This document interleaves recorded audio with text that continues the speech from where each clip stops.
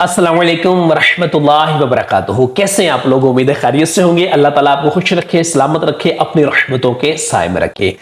जो लोग भी हज पे जा रहे हैं, आप सबको मेरी तरफ से बहुत बहुत मुबारक हो। बड़े खुशबख्त हैं, बड़े खुश नसीब हैं। अल्लाह ताला के आप चुने हुए उन चंद लोगों में से हैं जिनको अल्लाह तबारक व तआला ने हज बैतुल्लाह की सआदत के लिए वहां पे बुलाया है। आप सबको बहुत बहुत दिल की गहराइयों से मुबारक हो। एक दरख्वास्त करना चाहूंगा तमाम हजियों से, तमाम हजनों से, पूरी दुनिया से जो भी जा रहे हैं, एक गुजारिश करना चाहूंगा कि हज बैतुल्लाह के लिए कुछ लोगों की पहले फ्लाइट होती है, कुछ लोगों की आखिरी दिन में फ्लाइट्स होती हैं। जिन लोगों की शुरू के अयाम की फ्लाइट्स होती हैं वो पहले मदीनतुल मुनव्वरा जाते हैं, फिर मक्कातुल मुकर्रमा आते हैं, तो वो इन दोनों मुबारक शहरों में काफी वक्त गुजार चुके होते हैं।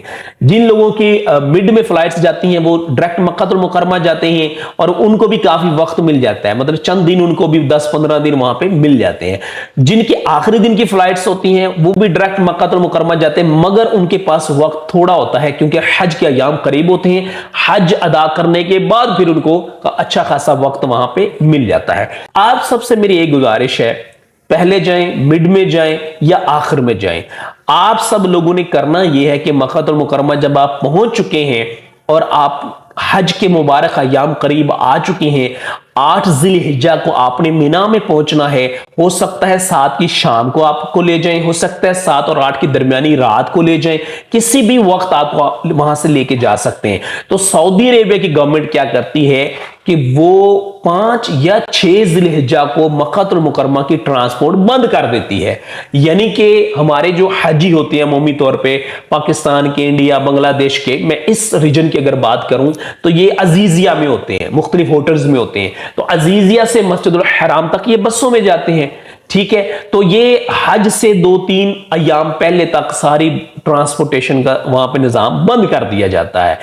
फिर क्या करते हैं हाजी के प्राइवेट टैक्सीज के जरिए जाते हैं। कोई उम्रा अदा करने जा रहा है, कोई मस्जिदुल हराम जा रहा है, कोई वहां पे मस्जिदुल हराम में जाके मार्केटें घूम रहा होता है। भाई आप सबसे गुजारिश ये है कि जो वहां की गवर्नमेंट 3 दिन पहले ये निजाम सारा बंद कर रही है, वो उसकी कोई वजह है। आप उसकी लॉजिक को समझें कि 3 दिन जो आपको पहले या 4 दिन या 2.5 दिन जितना भी वक्त मिले, अल्लाह के बंदो आपने उन मुबारक 5 अयाम जो मुशक्कत वाले, इबादत वाले आपने गुजारने हैं, हज के 5 अयाम, उनके लिए आपको रेस्ट का टाइम दिया जा रहा है। इन दिनों में आपने कोई उम्रा नहीं करना, इन दिनों में आपने कहीं ज़ियारत के लिए नहीं जाना, इन दिनों में आपने किसी से मुलाकात के लिए नहीं जाना, इन दिनों में आपने ज्यादा वॉक नहीं करनी, इन दिनों में ज्यादा फिजिकल एक्टिविटी नहीं करनी, इन दिनों में ज्यादा वजन उठा के शॉपिंग का और इधर उधर से आपने अपने आप को थकाना नहीं है। इन दिनों में आपने करना यह है कि अपने होटल्स में रहना है, खाना खाएं, नमाज 5 वक्त बाद जमात पढ़े, उसके बाद आपने आराम करना है। ये 2-3 दिन आपने रेस्ट करनी है, आराम करना है, अपनी सारी थकावटें खत्म करनी है। अगर आप हज पे पहले दिनों में आए हुए हैं, आपने पूरा महीना मक्कातुल मुकर्रमा में और मदीनतुल मुनव्वरा में गुजार लिया है, थक तो फिर भी गए हैं। अब मिड में आए हैं, एंड पे आए हैं, सफर लंबा करके आए हैं, फिर भी आप थक गए।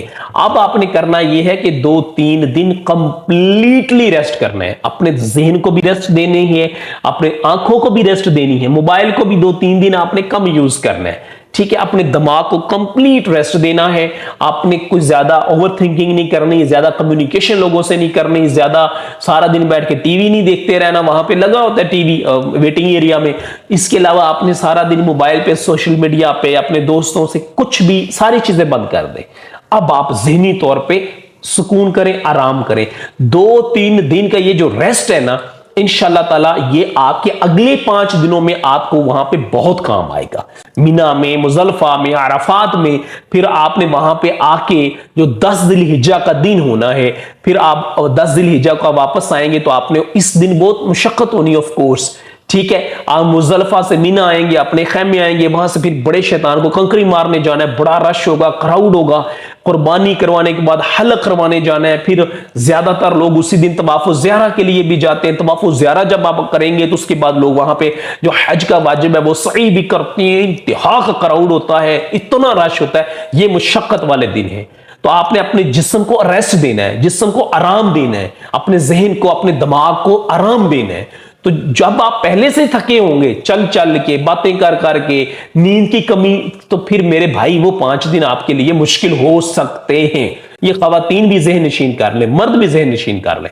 آپ کے ساتھ قافلے میں 20 لوگ ہیں، آپ کے ساتھ 30 لوگ ہیں، آپ کے ساتھ 40 لوگ ہیں، سب کو آپ نے یہ بات سمجھانی ہے، سب کو آپ نے 1 بائی 1 پکڑ پکڑ کے یہ بات سمجھانی ہے کہ آپ نے یہ دن ریسٹ کرنے ہیں، یہ غلطی وہاں پہ آپ نے نہیں کرنی، ٹھیک ہے؟ اور آپ دیکھیے گا آپ کی نظروں کے سامنے یہ سب کچھ ہو رہا ہوگا کہ جو ریسٹ کے 2-3 دن دیے جاتے ہیں اس میں لوگ جا رہے ہوں گے، بہت سارے لوگ پرائیویٹ ٹیکسی پہ حرم شریف ہی آگے پیچھے جا رہے ہوں گے، کچھ اپنے دوستوں سے ملنے، کچھ واٹس ایور ایکٹیویٹی ان کی جاری رہتی ہے۔ بھائی ان دنوں میں آپ نے زیادہ سے زیادہ نیند لینی۔ اب نیند کیا ہے؟ نیند ایک قسم کی خوراک ہے جو اللہ تعالیٰ نے انسانی جسم کی ضروریات میں سے رکھی ہے، ٹھیک ہے؟ اب آپ کی نیند جب پوری ہوگی مکمل، آپ 3 دن یا 2 دن جو بھی آپ کو ملیں گے، آپ نیند لیں، اچھا کھانا کھائیں، ریسٹ کریں، اپنے جسم کو پرسکون رکھیں، ٹھیک ہے؟ اب آپ نے کیا کرنا ہے؟